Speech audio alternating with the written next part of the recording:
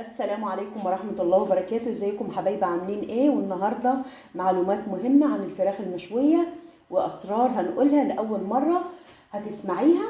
اول سر واول تكة في الفراخ المشوية تعمليها في الفراخ ان انت تعملي لها محلول نقع عبارة عن 3 لتر ونص مية، نص كوباية ملح، نص كوباية سكر، ورق لوري، حبهان، قرنفل، جوز الطيب، كبابة صيني، روزماري، زعتر، اي منكهات انت تحبيها وتفضليها تحطيها في محلول النقع للفراخ تحطيها براحتك.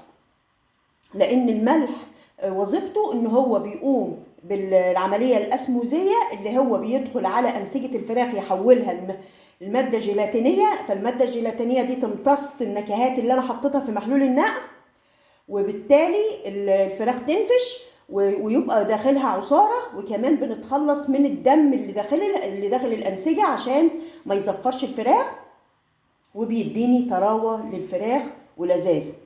طيب تاني سر، نحط في التتبيله دبس رمان. ليه دبس رمان؟ لان ده بروتين، والبروتين عايز معده قويه، عايز هضم. طب ايه علاقه دبس الرمان بالهضم؟ دبس الرمان بيحتوي على فيتامين بي المركب،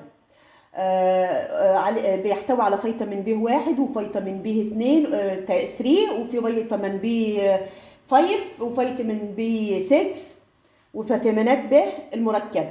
تمام. طيب ايه علاقه برضو فيتامين ب المركب بالهضم؟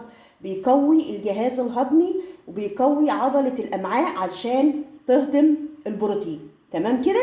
طيب تالت نصيحه، حطي باربيكيو صوص، بينقل الوصفه في حته تانية خالص.